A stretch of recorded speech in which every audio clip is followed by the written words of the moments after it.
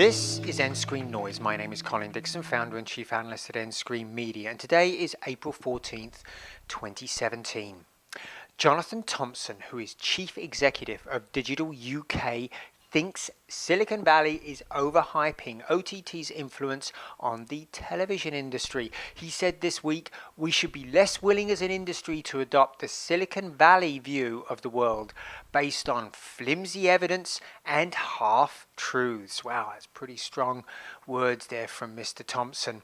He believes that we are looking at a blended future where we'll be watching both SVOD and linear television going forward. And to illustrate his point, he says that 18 million people in the UK have little or no grasp of what on-demand TV is or how to get it.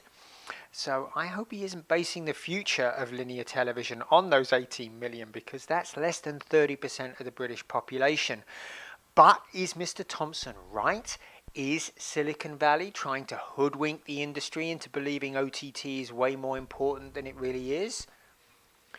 Well, I think the two companies he may be talking about in Silicon Valley are Netflix and Roku, who both recently released new usage information of their services and devices.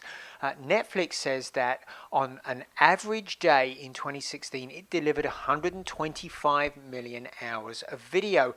Now, when you crank the numbers, and bear in mind they have about 60 million subscribers, that works out to 1 hour and 15 minutes per subscribed account per day, or about one show per day for individual users. There's about 2.6 people per household, and on their busiest day they did twice that, about 2 shows per person.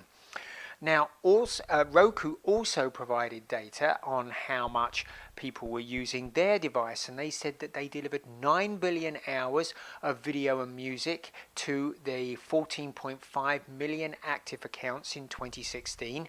And I checked with Roku, and they said that was mostly video. They said that works out to about 1 hour and 45 minutes per device, or about 1.5 shows per user per day. And in their busiest month, which was December, they delivered 1 billion hours, which works out to about 2 hours and 24 minutes per active device, or about 2 shows per user.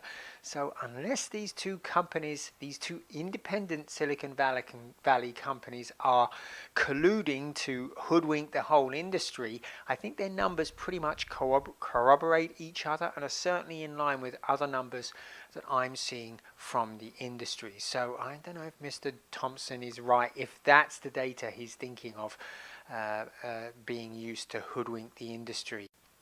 And there is other data in the market which shows that SVOD is doing very well both here and across the Atlantic in the UK. Ampere analysis says that 40% of TV viewers in North America and Europe have both pay television and SVOD, and they say this is up from 24% 2 years ago.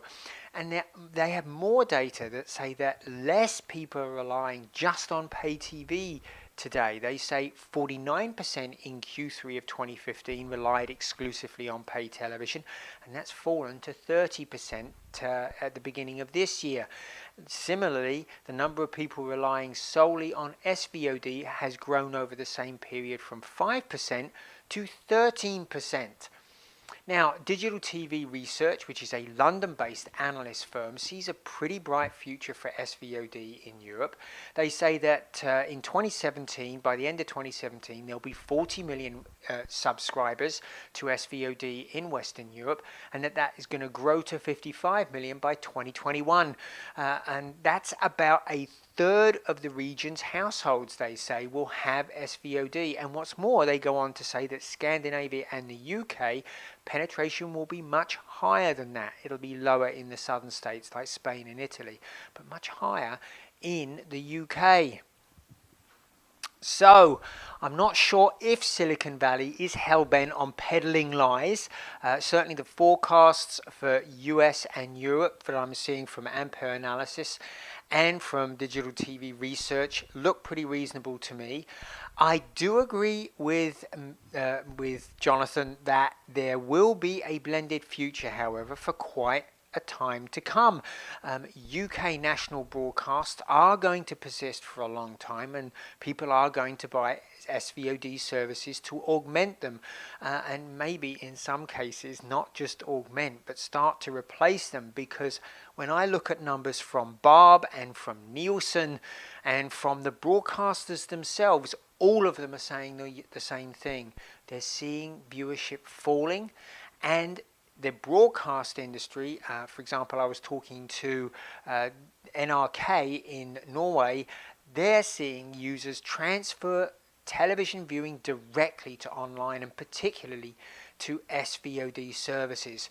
So I think while Jonathan might be hoping that things are going to stay pretty solid for television, broadcast television, I think the evidence is that consumers are now starting to switch a lot of television viewing from those linear channels to SVOD services online, and that's particularly true in the young. That said, we are going to continue to see blended viewing, but blended viewing, particularly of those linear channels, a lot of that viewing is predicated on advertising, and advertising loves numbers, and if those numbers are falling, boy, it makes it tough for those businesses going forward. Anyway, we'll be reported on how blended viewing does, how SVOD does, and how linear television viewing does here on nScreenNoise. We'll see you again next time.